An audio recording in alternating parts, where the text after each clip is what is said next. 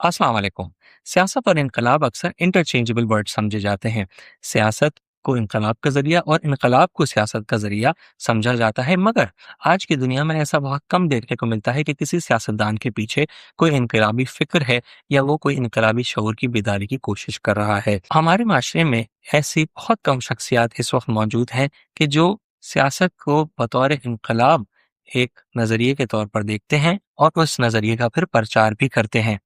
मेरी खुशनसीबी आज मैंने एक ऐसी शख्सियत को अपने पास दावत दी जो ना सिर्फ अपनी ज़िंदगी से ऐसे महवर और ऐसे जौहर दिखा चुके हैं कि जिससे एक इनकलाबी फ़िक्र और इनकलाबी सोच की अक्कासी होती है, बल्कि वो अपनी शायरी में भी इस फ़िक्र का प्रचार करते नज़र आए हैं, अपने कलम से इस फ़िक्र का प्रचार करते नज़र आए हैं और तो और दीनियात पर भी ख़ासा अबूर रखते हैं।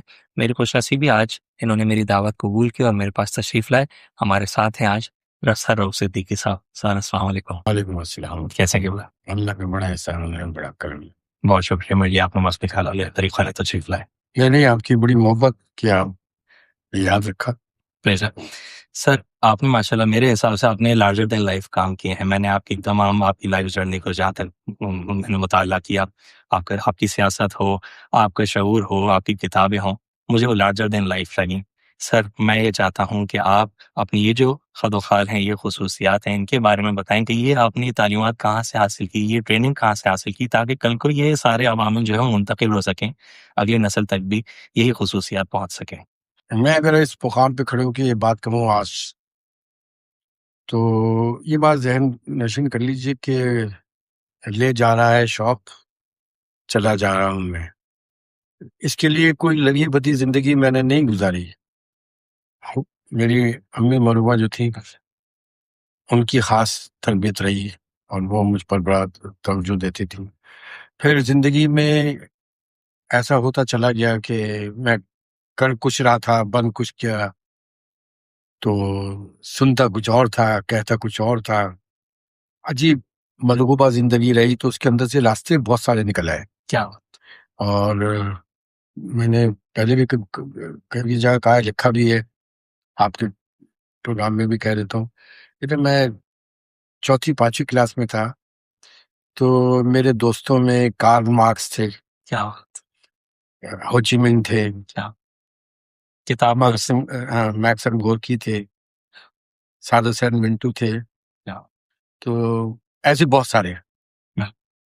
तो असमत चुगता, अच्छा ये यानी वो एक थी सैयद सब्ते हसन, तो उनका घर में हमारा आने जाना भी था, क्योंकि हमारा घर की बहुत बड़ी अक्सरियत जो थी वो लेफ्टिस्ट थी, क्या तो मूसा से मार्क्स तक। तो ये सब किताबें मैंने ज़माने में पढ़ी। फिर रिसालत माब सल्लल्लाहु अलैहि वसल्लम। तो ये ज़िंदगी इस तरह वो होती रही, और वो सब मेरे काम उस वक़्त आई जो अमली ज़िंदगी में। फिर हमारा घराना जो था, मेरी वालिदा जो थी वो अंजुमन जमहूरियत पसंद ख़वातीन सिंध की सदर थी, तो वो बहुत ज़्यादा इन्वॉल्व थी इनकलाब में, क्या बात जागीरदारा निज़ाम के ख़िलाफ़। क्या फिर सोशलिस्ट माशरा जो था, वो हमारे घर में हर वक़्त डिस्कस होता था। तो उसकी वजह से ये हुआ कि ये सारी चीज़ें बचपने से थी, फिर ये चीज़ें बदलते-बदलते फिर हम ये सारी चीज़ें लिखने के भी काबिल हो गए। मेरी अम्मी मरहूमा जो थी, वो मुझे किताबें देती थी पढ़ने के लिए, नाना की किताबें, और उनकी वो कहती थी, पढ़ के भी सुनाती थी और कहती थी तुम भी पढ़ो। मतलब ये था कि मैं क्या एक्सप्लेन करूँ, लेकिन एक बात का मैं बिल्कुल हाँ, कायल हूँ कि हम वो नहीं होते जो अपने बारे में हम खुद कह रहे होते हैं। हम वो होते हैं जिसके बारे में दुनिया कुछ कह रही होती है। और किसने कितनी कामयाबियां हासिल की और कितनी नाकामियां हासिल की, इसका फैसला जिंदगी नहीं करती, इसका फैसला मौत करती है। सारी जिंदगी की कामयाबियां किसी एक वाक़ये और एक लम्हे की गलती की वजह से नाकामी में बदल जाती, और सारी जिंदगी की नाकामियां किसी एक फैसले की वजह से कामयाबी में बदल जाती है। तो इसका फैसला मौत करती है, जिंदगी नहीं करती कि उसने क्या हासिल किया और क्या कामयाबियां हासिल की। मैं तो इन सब चीज़ों को कामयाबी नहीं समझता, बस अपनी एक अल्लाह ताला की तरफ से एक ज़िम्मेदारी है, और उस ज़िम्मेदारी को जब हम शुरू करने जाते हैं, तो हम اپنے آپ کو سبمٹ کر دیتے ہیں اللہ سے، تو پھر وہ آپ کی رہنمائی کرتے ہیں کہ تم کیسے کام کرنا ہے، لیکن آپ کو بڑھنا، پہلا قدم تو آپ کو اٹھانا پڑتا ہے۔ جیسے کہ حضور صلی اللہ علیہ وسلم کی حدیث مبارکہ ہے نا کہ اللہ تعالیٰ فرماتا ہے کہ تم ایک قدم آگے بڑھو، میں دوڑ کیا ہوں گا، تم مجھے اپنی محفل میں یاد کرو گے تو سچی محفل میں تمہیں یاد کروں گا۔ تو اس کا مطلب ہے کہ اگر آپ اللہ کو سبمٹ کرتے ہیں تو پھر آپ کی پوری زندگی کو کامیابی سے وہ ریز کر دیتا ہے، بھر دیتا ہے۔ آپ کی گفتگو کردہ الفاظ کا چناؤ یہ آپ کا علم نہیں بتا رہا ہوتا ہے، یہ نیچر بتا رہی ہوتی ہے، یہ قدرت بتا رہی ہوتی ہے۔ پھر جب آپ فیصلہ کرتے ہیں تو فیصلے کے دو نتائج آتے ہیں نا، ایک ناکامی غلط، ایک کامیابی صحیح۔ تو صحیح فیصلے کرنے کی قوت اللہ تعالیٰ سے مانگنی چاہیے کہ اللہ تعالیٰ مجھے صحیح وقت پر صحیح فیصلہ کرنے کی قوت و طاقت عطا۔ خیر یہ مختصر سی بات آئی ہے سوال کے اوپر۔ مجھے قرآن کی وہ آیت یاد آ گئی کہ والذین جاہدوا فینا لنہدینہم سبلنا، جو ہمارے راستے کی تقاضا کرتے ہیں ہم ان کی طرف راستے کھول دیتے ہیں۔ بہت کھول دیتے ہیں، بہت کھول دیتے ہیں۔ مطلب میں کیا، میری ہستی کیا یار، میں تو ایک لفظ نہیں لکھ پاتا۔ میں اپنی کتابوں کو جب خود پڑھتا ہوں تو آپ یقین جانیے کہ وہ لفظ میں جب دیکھتا ہوں تو میں بولتا ہوں یار یہ لفظ آیا کہاں سے، یا جب لکھ رہا ہوتا ہوں تب مجھے نہیں سمجھ میں آتا کہ میں کیا لکھ رہا ہوں۔ اور اس کے بعد جب لوگ پڑھتے ہیں تو پھر وہ جب تعریفی کلمات کہتے ہیں تو میں اور پریشان ہو جاتا ہوں کہ اللہ تعالیٰ کی طرف رجوع کر دیتا ہوں کہ اللہ یہ سب تیرے کرم کی وجہ سے ہوا ہے، لہٰذا ان تمام چیزوں کا کریڈٹ تیرے کو جاتا ہے۔ میں کیا، میری ہستی کیا یار، ہم کیا ہے، ہم اس دنیا میں 6 ارب انسان بستے ہیں اور ہر شخص اپنے اندر اپنی صلاحیتیں لے کے آیا ہوا۔ ہم کس کے ساتھ کمپیئر کریں گے؟ 6 ارب مختلف انسان مختلف طریقے سے زندگی گزارتے ہیں، اور اسی کے اندر وہ دائرہ چھوٹا ہو یا بڑا ہو اسی میں وہ کامیابی بھی حاصل کرتے ہیں۔ پڑھ کے دیکھیں تو ہم سے بہتر تو سب ہے۔ ایک اور آپ لوگوں کی کاوش، آپ کے بیچ میٹس کی کاوش، جو کہ اب تک میری عقل دنگ ہے اس کو جب بھی میں انالائز کرتا ہوں، لوگ شاید اس پہلو سے نہیں دیکھتے، مگر کچھ لڑکوں نے، کچھ جامعہ کراچی ہے کچھ لڑکوں نے مل کر بے سر و سامان ایک تحریک بنائی اور اس نے انقلاب برپا کر دیا۔ یہ تاریخ انسانی میں لکھی جانے والی بات ہے۔ سر کیا عوامل تھے اس وقت، کیا جذبات تھا اس وقت، کیا فیکٹرز تھے جو اس وقت موجود تھے جو کہ آج موجود نہیں ہیں کہ ہمارا یہ ضرور حالی ہے؟ آپ نے بڑا ٹیکفل طریقے سے اس کے اوپر تعریف بھی کر دی اور کرٹیسائز بھی کر دی۔ دیکھیے یہ تو ظاہر سی بات ہے، کریڈٹ گوز ٹو بانی این کے ایم کو اور چیئرمین اور سب کے غزی طارق اور ان سب لوگوں نے جب بنایا تو اس وقت عوامل بالکل اس سے زیادہ خطرناک تھے۔ لیکن اگر میں اس کو کہوں کہ اس وقت سے زیادہ خطرناک آج ہے۔ جی بالکل بالکل، اس کا تعین نہیں کیا جا سکتا۔ اس وقت بشرا زیدی کا ایک واقعہ تھا، آج روز ٹرالر کو چلتا ہے سر۔ نہیں، بات بشرا زیدی کا نہیں، وہ احساس محرومی کا رد عمل تھا۔ ٹھیک، لیکن آج تو پریکٹیکلی یہ تمام چیزیں موجود ہیں، اور آج اس وقت جب یہ تمام چیزیں تھی تو اتنی زیادہ اسٹیبلشمنٹ انوالو نہیں تھی۔ یہ تو جب ایم کیو ایم بن گئی، اور میں یہ بات کہتا ہوں اہل پاکستان سے بھی اور اسٹیبلشمنٹ سے بھی کہتا رہا ہوں، مختلف جب میں حکمرانی میں تھا تو میں وہاں اس وقت بھی تمام فورم بھی یہ بات کرتا تھا کہ مڈل کلاس اور لوئر مڈل کلاس کی عملی جدوجہد اور تحریک پاکستان کے اندر ایم کیو ایم ہے، اور خدا کے واسطے اس کو ختم نہیں ہونے دینا۔ اگر لوئر مڈل کلاس اور مڈل کلاس کلیپس کر گئی جدوجہد میں تو آپ کا ملک ایک ایسی انارکی میں ہوگا جس میں غریب سے غریب تر اور امیر سے امیر تر ہوگا، اور بیچ میں کوئی بفر زون نہیں ہوگا جو اس کو سنبھال سکے، کیونکہ اوپر کی جتنی بھی برائیاں اور تباہیاں ہوتی ہیں وہ اس جنگ کو برداشت کرتی ہے جو مڈل کلاس ہے، اور غربت اور افلاس کی جتنی بھی انقلابی جدوجہد ہوتی ہے وہ مڈل کلاس میں آ کے رک جاتی ہے۔ تو اس بفر زون کو ختم نہ ہونے دیں، یہ بہت بڑی نعمت اس پاکستان کے لیے تھی اللہ تعالیٰ کی طرف کے ایم کیو کا وجود میں آیا۔ اب آپ اس کے اوپر کافی بحث کر سکتے ہیں، خامیاں گنوا سکتے ہیں، کوتاہیاں گنوا سکتے ہیں، اور میں بھی اس کو ایگری کروں گا کہ یہ کوئی ملائک اور فرشتوں کی جماعت تو نہیں تھی، لیکن ایگزسٹنگ پاکستان میں یہ تو بڑے با کردار لوگوں کی جماعت تھی. لیکن آپ بار بار ہیمرنگ کرتے رہیں گے، آپ ہیمرنگ کر دیں گے، اس کے حصے بکرے کرتے رہیں گے. یعنی کوئی طریقہ تھوڑی ہے کہ 19 جون کو پوری کی پوری اسٹیٹ پلٹ پڑی. اور آپ نے صرف یہ نہیں کیا کہ صرف ایم کیو ایم کے کارکنان ذمہ دار کر 15,000 لوگوں کو مار دیا. اس کو چھوڑیے، آپ نے گلی گلی محلوں میں بزرگوں کو، ماں اور بہنوں کو سڑکوں پہ نکال کر ان کے تلاشیں لی. اتنا احساس ہے اور محرومی اور اتنا ڈسکرمنیشن. اور خیر بہرحال وہ ایک بڑا تکلیف دہ واقعہ تھا، لیکن اس میں بھی ایم کیو ایم سروائیو کرتی رہی. کیوں کہ ایک سلوگن تھا مڈل کلاس اور لوئر مڈل کلاس کا. اور یہ دنیا میں جیسے آپ نے بتایا نا، ہر قوم میں انسانی تاریخ کی اٹھا کے دیکھیے، ہمیشہ مڈل کلاس اور لوئر مڈل کلاس سے طریقے اور انقلاب اٹھتے ہیں. تو یہ کوئی عجوبہ بات نہیں تھی. مسئلہ اس کو چلانے کا تھا، اس کو بنانے کا تھا. لیکن بدقسمتی آپ اس کو یہ کریں کہ یہاں کا جو ایلیٹ کلاس ہے اس کا ایک گٹھ جوڑ ہے، اور وہ گٹھ جوڑ بڑا خطرناک ہے. اس کو میں 2 جملوں میں ایکسپلین کر دوں. پلیز سر، 2 جملوں نہیں سر، جتنا میں ایکسپلین ہوتا ہے اتنا نہیں. جی، یہ علم منتقل کیجیے. یہ پاکستان کے اندر جاگیردار، اور یہ جاگیردار کون؟ جو 1857 کی جنگ آزادی میں انگریزوں کے ساتھ تھے. ان کے ساتھ مل کر 1857 کی جنگ آزادی میں انہوں نے مجاہدین کو گرفتار کرایا، قتل کیا. یہ پورے خاندان ہے. اب تو میں کوئی نئی بات تو نہیں کر رہا ہوں، آپ تو ٹیلی ویژن چینل اٹھائیے اور دیکھ لیے، یہ جتنے بھی آپ کو اسمبلی کے اندر نظر آتے ہیں 1100-1200 خاندان، یہ سارے وہی خاندان ہیں. تو انہوں نے ان کو زمینیں دی. آپ ان کی زمینوں کا اندازہ لگائیے بلا کسی تفریق کے. جو جتنا بڑا چیمپئن اس وقت انقلاب کا بنا ہوا ہے نا، اس کی تاریخ ذرا سے اٹھائیے گا تو آپ کو پتا چلے گا کہ یا تو یہ غداران وطن کی اولادیں جن کو انگریزوں نے زمینیں دی، 50 ہزار ایکڑ زمین. جی سر.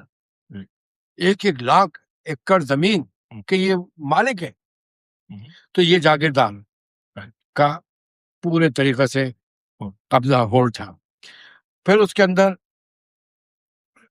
اکثریت گردی نشینوں کی وہی 1857 میں انگریزوں کی حمایت کی اور مسلمانوں کا قتل عام کیا اور ان سے وظیفے لیے. تو یہ اب یہ جاگیردار، وہ جاگیردار بھی بنے، اور اب اس میں پیری مریدی بھی آ گئی. تو مذہبی ایلیمنٹ میں اس پہ آگے تو اب 2 طاقتیں جمع ہو گئی، جاگیرداری اور پیری فقیری اور مریدی. 2 ہو گئی. پھر انہوں نے the passage of time industry لگانے شروع کر دی. شوگر ملیں لگائی، یہ ملیں اور وہ ملیں لگا کے اب ان کے پاس صنعتی طاقت بھی آ گئی، صنعت کار بھی ہو گیا. ہو گئے. اچھا، ان تینوں نے بڑا چابک دستی کے ساتھ بیوروکریسی میں، عالمی بیوروکریسی میں اپنے لوگ داخل کرنے شروع کرتی ہیں. آپ اٹھا کے دیکھیے جتنے بھی ایم این اے ایم کے اور یہ پوری جو میں نے گرایا، ان کی اکثر اولادیں جو ہیں آپ کو یہاں ملیں گی. ایک ایم این اے کے پیچھے 6-7 آرمی مین موجود ہے. اب آپ مجھے بتائیے کہ یہ اتنی بڑی طاقتوں کے ساتھ انسان خدا نہیں بنے گا تو ان کا کون بنے گا؟ اچھا، پھر یہ تو خدا کا بڑا احسان و کرم ہے کہ چاہے وہ ایلیٹ کلاس ہو چاہے نیچے کی کلاس ہو، اللہ کی وحدانیت اور حب رسول صلی اللہ علیہ وسلم اس میں موجود ہے. آبا و اجداد نے اگر غلطیاں کی تو کم از کم ان اولادوں میں تو یہ میں دیکھتا ہوں چاہے کتنے ہی بڑے مقام پہ ہو، وہ اللہ اور رسول سے تو آگے نہیں جانے کی کوشش کرتا ہے. تو یہ ساری چیزیں موجود. تو اب اس کے اندر آپ کو ضرورت ہے کہ آپ ایجوکیٹ کر دیں، اور یہ کام ایجوکیٹ کرنے کا آپ اس الیکسس کو توڑنے کی کوشش نہ کریں. ٹھیک ہے. حضور نبی کریم صلی اللہ علیہ وسلم نے اس وقت بھی یہ الیکسس تھا، اس کو توڑا نہیں تھا آپ نے، لیکن ان پہ ان کی روح پہ انجیکٹ کر دیا تھا توحید اور حب رسول صلی اللہ علیہ وسلم. تو انہوں نے قیصر اور کسریٰ کو اپنے پاؤں تلے کچلتے ہوئے سپر پاورز کو امپوز کر دیا. تو ہمارے پاس اتنی عظیم تاریخ موجود ہے رسالت مآب صلی اللہ علیہ وسلم کی حیات طیبہ، اور پھر حریت کا جذبہ حضرت امام عالی مقام حضرت امام حسین رضی اللہ تعالیٰ عنہ کی صورت میں موجود. تو یہ حریت کا پسند تا قیامت رہے گا، اس میں 2 باتیں نہیں. تو ہمیں یہ جدوجہد، مڈل کلاس کی جدوجہد کو کرتے رہنا چاہیے. دوسرا، ہمارے اس پورے سسٹم کے اندر عجیب و غریب فلسفے، یہ وہ سب ویسٹ کے دانشوروں کے کم بخت جہاں جولا کی ایک بڑی تعداد ویسٹ کی ہے، لیکن کیا کریں، یہ ایڈمائر ہوتے ہیں ان لوگوں سے. میں جب کبھی ان لوگوں کو دیکھتا ہوں کس طرح یہ ایڈمائر ہوتے ہیں یورپین قوموں سے اور یہ سرکش قوموں سے یا امریکن وغیرہ، زندگی میں ہر میں میں سعودی عرب میں تھا تو ان ساری قوموں کے ساتھ میں نے کام کیا. یہ بڑی سرکش قومیں ہیں. تو جیسے ہم ایڈمائر ہوتے ہیں کہ یہ پتہ نہیں کون معفول فطرت ہے، تو یہ نہیں دیکھتے کہ چند سو سال پہلے چلے جائیں تو یہ مسلمان بھی ایسی معفول فطرت ان لوگوں کے لیے ہوتے تھے کہ یار ان کے پاس اصول ہیں، ان کے پاس کردار ہے. اب ہمارے یہاں تو یہ کردار بھی، اخلاقی کردار بھی ختم ہو گیا تقریباً. آپ دیکھیں ایلیٹ کلاس میں کون سا کردار آپ کو نظر آئے گا؟ آپ صرف جا کے شادی بیاہ میں دیکھ لیجیے، ہے نا. تو اس کے لیے میں کوئی کنزرویٹو نہیں ہوں، میں یہ نہیں ان چار ساری چیزوں کے اوپر، میں تو اس ماڈرن آئیڈیالوجی جو رسالت باب صلی اللہ علیہ وسلم نے لے کے آیا، جو اس زمانے میں اس کی کنزرویٹو جگہ کے اوپر اتنا بڑا انقلاب برپا کیا. جبھی تو آپ دیکھیں کہ قیصر اور کسرا تو چھوڑے، وہ تو بائی فورس ختم کیے گئے تھے نا، لیکن وہاں کی عوام کیسے اس میں شامل ہو گئی کہ آج ان جگہوں کے اوپر کوئی دوسرا فلسفہ نافذ نہیں ہو پاتا، ہے نا.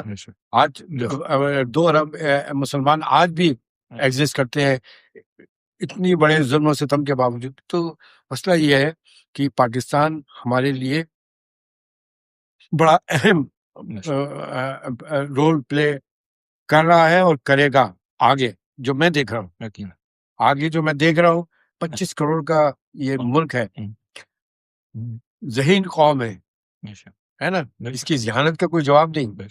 جہاں پر یہ ساری پسانوں کو چھوڑے، میں تو یہ کہوں کہ اس حالت میں بھی کن ذہنی کے باوجود یہ کن ذہن قوم نہیں ہے، ایٹم بم بنا کے بیٹھی ہوئی ہے، اور وہ بھی چھپا کے چوری کر کے ایٹم بم بنا کے بیٹھی ہوئی ہے نا، اور پوری دنیا سے اس کے ایٹم بم سے ڈر رہی ہے. تو مسئلہ کہنے کا یہ ہے کہ اس قوم کو راستہ دے، اس کو مارے پیٹے نہیں یار، ان کو ایجوکیٹ کرنے کی کوشش کریں. آپ کے انٹرسٹ اس کی لائن ڈرا کر دیں، یہ لائن ہے، لیکن ایسا نہیں ہو سکتا. آپ کو جگہ جگہ پہ اپنے لوگوں کے ساتھ کمپرومائز کرنا پڑے گا. ان کے ذہن کو بلاک کر دیں گے تو پھر آپ کو دہشت گردی ملے گی نا. آپ ڈاکوؤں کو میڈیکل کالج میں داخلے دیں گے تو وہاں سے ڈاکو ہی نکلیں گے، وہاں سے ڈاکٹر نہیں نکلیں گے. سسٹم چلانے کے لیے بالکل یہ ضروری. سر یہیں پر میں ایک بات جاننا چاہوں گا. سر ڈاکٹر کی حیثیت سے ہمیں سکھایا جاتا ہے کہ تشخیص سے زیادہ نا مرض کی آئیڈینٹیفیکیشن زیادہ ضروری ہے، علاج بآسانی ہو جائے گا، مگر مرض کو پہچان لینا بہت ضروری ہے. تو سر کیا وجہ بنی کہ اتنے اچھے لوگوں کی جماعت جو ہے وہ پٹری سے ڈیریل ہو گئی اور اس حد تک کہ اس ایکسٹریم سے اس ایکسٹریم چلی گئی؟ کہیں پر آپ نے یہ ریئلائز کیا کہ ان وجوہات کی بنا پر اچھی تحریکیں بھی جو ہے وہ پٹری سے اتر جاتی ہیں، اور پھر واچ ڈاگ بھی لگایا جائے کہ وہ پٹری پر ہی قائم رہیں؟ نہیں جی بالکل یہ غلط تاثر ہے امکان کے حوالے سے کہ یہ ایک ایکسٹریم سے دوسرے ایکسٹریم پہ چلے گئے تھے. بالکل نہیں، یہ پہلے ہی کسی ایکسٹریم پہ نہیں تھے، کیونکہ آپ نے ڈسکریمنیشن کیا تھا، آپ نے کوٹا سسٹم نافذ کیا ہوا تھا، آپ نے اقتدار سے ان کو دور رکھا ہوا تھا. اتنی بڑی اکثریت کو، یہ پوری بڑی اکثریت جماعت اسلامی کو ووٹ دیتی تھی، جماعت علماء پاکستان کو ووٹ دیتی تھی، ٹھیک ہے نا. آپ نے اتنا تنگ کیا، اتنا پریشان کیا.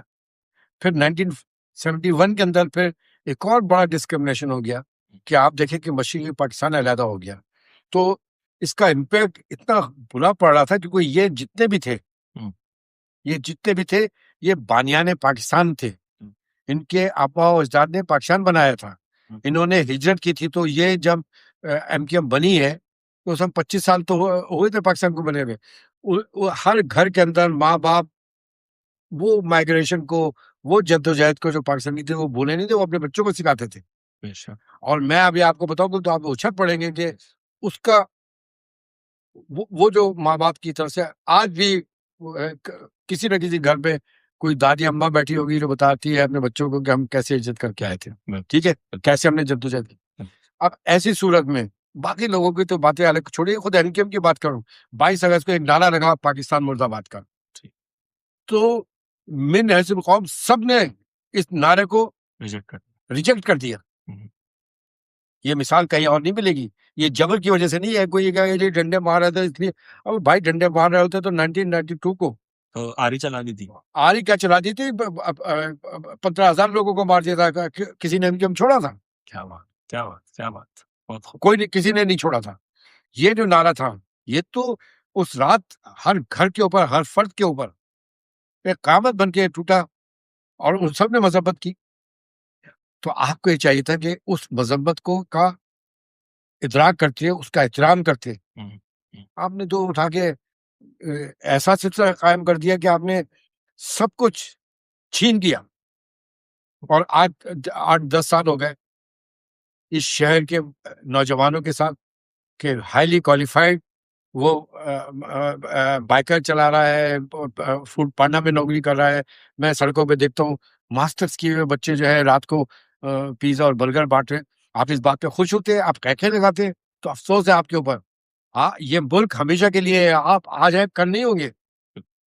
اس نوجوان نسل کو آگے پڑھانا ہوگا, چاہے وہ پنجاب کا عوام ہو یا بلوچستان کے ہوں یا KP کے ہوں, کہیں کے بھی ہوں, کراچی کے ہوں. لیکن بن حیث خواب 4-5 کروڑ لوگوں کو آپ نے سندھ کے شہری علاقوں کو آپ نے بلڈوز کر کے رکھا ہوا.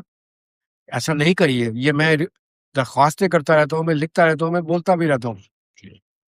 اگر آپ کوئی یہ سمجھتا ہے کہ یہ ساری چیزیں ختم ہو جائیں گی تو یہ بات یاد رکھیے, تحریک دب تو سکتی ہے کچھ وقت کے لیے, ختم کبھی بھی نہیں ہوتی.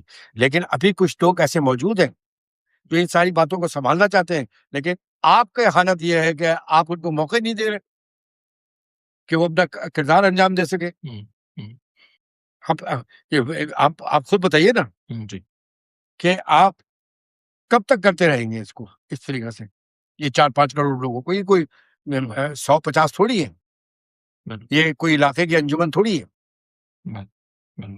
تو میں یہی درخواست کرتا ہوں کہ نہیں, اس طرح نہیں ہونا چاہیے. ابھی وہ لوگ کچھ موجود ہیں جو ان ساری چیزوں کو سنبھال کے اچھے طریقے سے لے کے چل رہے ہیں.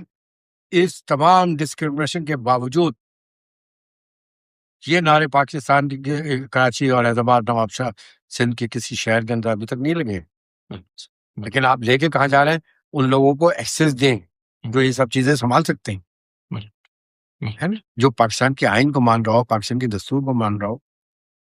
تو ان کی کوتاہیوں کو آپ معاف نہیں کریں گے. آپ کی کوتاہیوں کو جب معاف کر دیا 1971 میں, کس کی کوتاہی آتی ہے؟ آپ نے تو اس کو قومی ہیرو بنا کے دفنا ہے. کسی ایک کو بھی سزا ملی؟ کشمیر آدھے سے زیادہ کشمیر ابھی 4 سال پہلے چھین کے لے گیا وہ مودی ہندوستان. کم بخت ہمارے ملک کے اندر سے آواز یہ اٹھ رہی ہے کہ جمعے کے دن آپ ٹریفک سگنل کے اوپر احتجاج کریں گے ہم, جس کا جواب یہ تھا کہ جو جواب آج پاکستان فوج نے, اس وقت بھی پاکستان کی فوج مضبوط تھی, آج بھی موجود ہے, مارا ہے نا ہندوستان کو, جہاں سے وہ سوچ نہیں سکتے تھے. آج فتح کا سہرا پاکستان کی فوج کے پر ہے نا, فیلڈ مارشل کے سر پہ سجتا ہے, پاکستان کی فوج کے اوپر سجتا ہے. جب مودی نے یہ حرکت کی تھی, کشمیر 1 لاکھ کشمیریوں کے جانے گئی ہے اس جدوجہد میں. آپ بتائیے 6 لاکھ فوج اتاری ہوئی ہے ہندوستان نے, اور وہاں ایک بچی کی چیخوں کی آواز میں محسوس کرتا ہوں. یقین کریں, غزہ ہو یا کشمیر ہو یا برما کے مسلمان ہو, یقین کریں کوئی رات ایسی, خدا کی قسم کوئی رات ایسی نہیں گزرتی جب یہ چیخیں کانوں میں نہیں آتی. اور بے بسی کی حالت میں کیا بولوں اس پہ. ایک تو آپ یہ عرض کیجیے کہ ہر کراچی کا رہائشی کو سیاسی کردار کے اعتبار سے, سیاسی اعتبار سے کیا کیا ذمہ داریاں, کیا کیا کام سر انجام دینے چاہیے کہ کچھ اتحاد بن سکے, کہ کل کو اپنی ہی صورتحال کچھ بہتر کر سکے. اور سر اس کے ساتھ ایک اعتراض جو فوراً سے سامنے آ جاتا ہے, اس کو میں اسی میں جوڑ دوں تاکہ آپ ایک جامع جواب دے سکیں. وہ یہ کہ وہ کہتا ہے کہ ہم اتنے پیسے ہیں کہ ہمارے پاس ہمارے وقت میں, دامن وقت میں گنجائش ہی نہیں ہے کہ ہم کچھ کر سکیں. دیکھیے, میں ایک بہت بڑی بات آپ سے پلیز, اور یہ پورے پاکستانی تمام سیاسی جماعتیں, اگر میں اس MQM کی بات کروں گا تو اس کا مطلب یہ نہیں کہ اس کو آپ فوکس کر کے MQM کو سمجھے یا آپ کے لوگ سمجھیں. MQM کے ساتھ جب اسٹیبلشمنٹ کا جوائنٹ وینچر رہا, ترقی ہوئی, کامیابی ہوئی, MQM نے ڈیلیور کر کے دیا. سندھ کے شہری علاقوں میں جتنی ترقی ہوئی ہے وداؤٹ فیل کہ یہ ڈسکرمنیشن کسی سندھی کے ساتھ ہوتا تھا یا پنجابی کے ساتھ یا اس کے ساتھ ایم کیو ایم کے اندر یہ فلسفہ ہی نہیں تھا. ٹھیک ہے. تو جب ایم کیو کو عروج حاصل ہوا ہے تو اس کے بیہائنڈ دی کرٹن اسٹیبلشمنٹ رہی ہے, آرمی رہی ہے. اچھا, اب آئیے آگے چلیے. جب پیس پارٹی کو عروج ملا ہے اور اقتدار ملا ہے, اس کے پیچھے بھی آرمی تھی, اسٹیبلشمنٹ تھی. جب اسٹیبلشمنٹ نہیں تھی تو یہ زمین پہ پڑے رہے تھے نا سب. اب آئیے مسلم لیگ, یہ بڑی جماعتوں کی ذکر کر رہا ہوں. جب آرمی ان کے پیچھے رہی ہے تب تک یہ اقتدار میں رہے.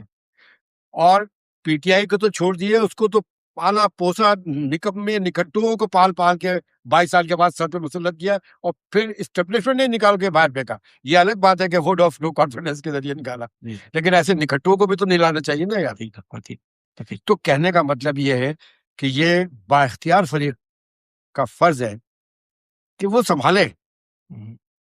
جہاں غلطی کرے وہاں ٹوکے, جہاں غلطی کرے وہاں ٹھیک کرے, اور کرتے تھے. دیکھیے میں تو پارٹ اینڈ پارشل رہا ہوں نا, میں وزیر داخلہ رہا ہوں نا, بالکل. تو اسٹیبلشمنٹ ساتھ تھی نا, تو میں نے تو اپنے قریب سے دیکھا نا. اور جب تک میں قریب سے نہیں دیکھا تو اس وقت میں آرٹیکل بھی لکھتا تھا. ظلم میرے لوگ کریں یا ظلم غیر کریں, میرے لیے میرا رد عمل خدا ہے وحدہ لا شریک کی قسم ایک ہی جیسا ہے.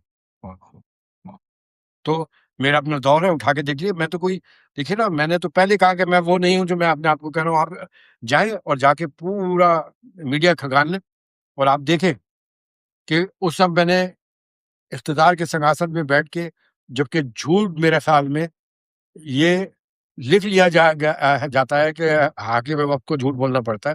میں نے جھوٹ بھی نہیں بولا, اور میرے وقت میں جو چیزیں تھیں, لا اینڈ آرڈر تھا, یہ تمام چیزیں تھیں, جو بھی کام تھے وہ سب کے سامنے ہیں. تو وہ ایم کیو کی وجہ سے تھے نا یار. جب فاروق ستار میئر بنے تو کیا فاروق ستار پہ گاڈ گفٹڈ چیزیں آ گئی کہ وہ شہر کا تعمیر کر رہے تھے؟ پوری ایم کیو ایم ساتھ تھی. ایم کیو کے تمام ذمہ دار, تمام سیکٹر, تمام یونٹ, تمام وزیر ساتھ تھے, اور ڈیولپمنٹ ہوئی. جب مصطفیٰ کمال صاحب آئے تو کیا وہ اکیلے بنا رہے تھے سب؟ پوری ایم کیو ساتھ تھی, تمام. اچھا, اس وقت تو گورنر بھی ہمارا تھا, پوری کیبنٹ تھی, اور سب انٹیکٹ تھے, اور سب کام کرتے تھے. میں وزیر داخلہ تھا, ورنہ تو یار 17 گریڈ کا ایک افسر نچا مارے ہے نا. تو یہ جو ساری چیزیں تو عوام میں انوالو ہو گئی. آپ دیکھیں نا کہ 22 سڑکیں کھدی ہوئی تھی اور عوام دھول مٹی میں جا رہے تھے, لیکن اف نہیں کرتے تھے. ان کو پتا تھا کہ ہمارے نمائندے بیٹھے ہوئے ہیں, یہ کام کر رہے ہیں, اس کا فائدہ ہم کو ہی ہوگا. آج آپ ایک سڑک کو کھوتے ہیں, ماں بہن کی گالیاں دیتے ہیں سب, تو آپ حق نمائندگی دے کے ان سے کام لیں. اس وقت بھی کیا ہوتا تھا, ان کے ہم کیوں فنڈ میں مل رہے تھے تو اسلام آباد سے چیک اینڈ بیلنس ہوتا تھا. پریزیڈنٹ مشرف کا ہر 15 دن کے بعد میں دیکھتا تھا, وہ وزٹ کرتے تھے یہاں پہ. میں ایک مثال دے رہا ہوں. جی سر, پریزیڈنٹ مشرف ہو یا کوئی بھی ہو, آپ مانیٹر کریں, آپ واچ کریں, لیکن فری ہینڈ دیں. یہ کوئی جماعتی طور پہ مفلوج لوگ تھوڑی ہیں. ان کو موقع دیں, آگے بڑھ کے کام کریں, تاکہ آپ کی یکسوئی ان معاملات سے ہٹے. آپ اگر ان تمام چیزوں میں دیکھیں, ایک آدمی یا ایک گروپ ایک کام زیادہ یکسوئی کے ساتھ کر سکتا ہے نا. پاکستان اس وقت دنیا کے تمام بڑے مسائل جتنے بھی ہے, اس میں مین کردار پاکستان کا کہیں نہ کہیں سے گھوم پھر کے آ ہی جاتا ہے. تو اس کو بھی تو فیس کرنا ہے نا آپ نے. ابھی آپ نے سندھ تاز معاہدے کے اوپر عالمی عدالت میں پہنچے ہوئے تھے.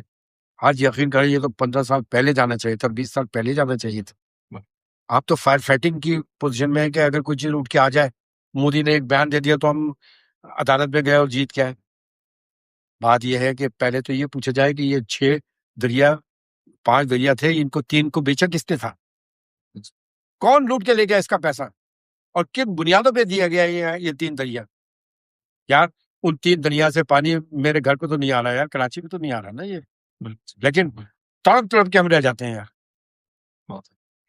بالکل جو آج عدالت سے ہم جیت کے آئے یار, ہم اتنا بھی اس لیے کہ ان جو سیاستدان ہیں, میں نے آپ کو بتایا کہ تمام سیاسی جماعتیں جو ہیں یہ ایک پیج کے اوپر رہیں اور ان کو پتا ہونا چاہیے مخالفت کا مطلب یہ نہیں ہے کہ آپ ان کو زندہ درگور نہ دیں. خدا وحدہ لا شریک کی قسم, یہ اسمبلی موجود ہے, سندھ اسمبلی, آپ کسی کے آگے بلائیے اور بٹھائیے کہ جب ہم ایم کے حکومت میں تھی تو وزیر داخلہ سے بڑھ کے تو کوئی نہیں ہوگا نا یار, بالکل منسٹریز میں. بالکل.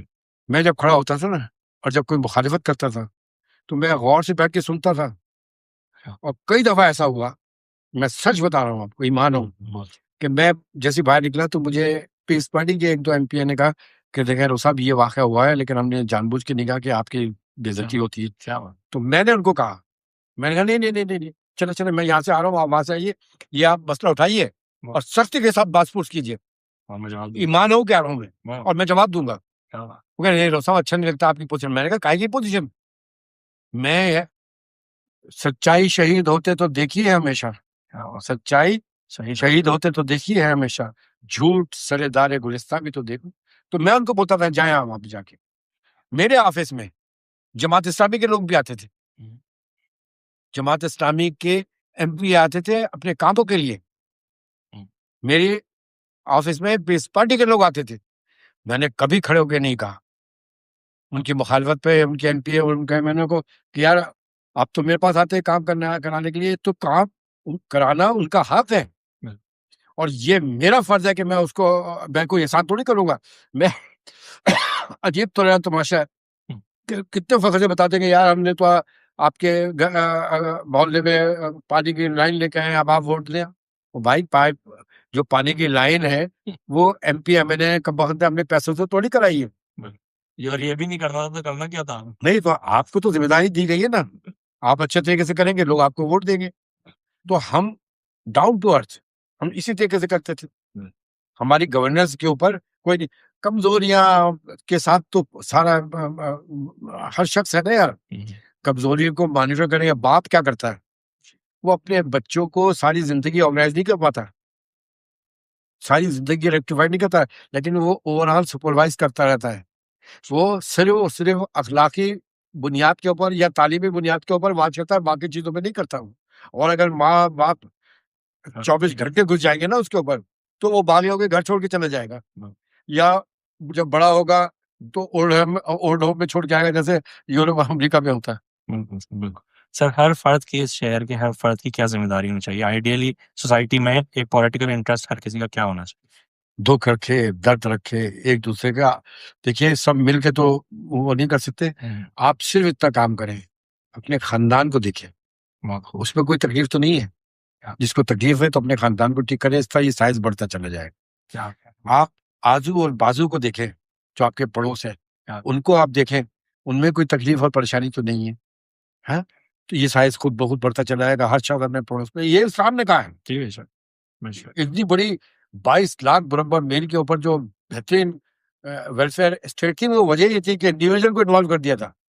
تو آپ سب کریں گے, آپ سڑک پہ سے پتھر لڑاتے ہیں, آپ کے گھر کے آگے پانی بہ رہا ہے کچھ ہے تو آپ انتظار کریں گے کوئی ڈھکن لگا دیا ہے, آپ 50 روپے 200 روپے کا 500 روپے کا ڈھکن خود بنا کے نہیں لگا سکتے. مطلب بھائی, لیکن یہ اس صورت میں ہوگا جب آپ ان کو انوالو کریں گے. جب آپ لاتعلق ہوں گے تو وہ آپ سے پہلے لاتعلق ہو جائیں گے. انڈیویجولی ایکٹیو یعنی کہ رہنا. ہاں, بہت خوب. سر آپ ماشاء اللہ تاریخ دان بھی ہیں, ایک اور بدھی سلجھا دیجیے کہ سر دنیا میں حضرت آدم جو اترے تھے وہ اب جو پتہ چل رہا ہے وہ سری لنکا میں اترے تھے سر.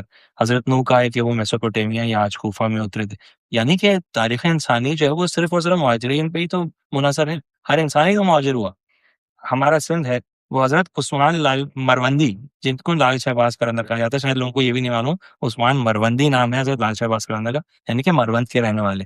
شاہ عبداللطیف بٹائی کاظمی سید تھے, یعنی کہ کاظمین کے رہنے والے, وہ دونوں بھی تو مہاجر ہوئے. تو 47 کے مہاجر سے کیا مسئلہ ہو گیا؟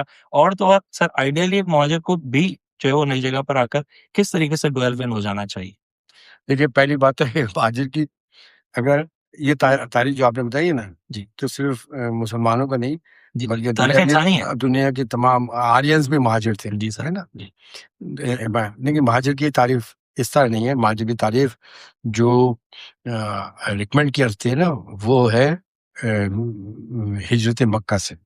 رسالت میں آپ صلی اللہ علیہ وسلم نے اسلام کی روح سے فرمایا ہے, قرآن میں فرمایا ہے کہ اگر تم کو عبادت کے لیے جگہ نہیں ہے تو تمہاری زمین وسیع ہے، تو وہاں سے ہجرت کرو اور اس جگہ پہ جا کے کرو. اور لہٰذا پہلی ہجرت جو ہوئی وہ حبشہ کے لیے ہوئی، اس کو ہجرت کہا گیا. یعنی دین کے اعتبار سے تمہیں کہیں روکا جائے گا، تمہیں خوف ہوگا، تمہاری جان کو خوف ہوگا، تو تم وہاں سے ہجرت کرو گے.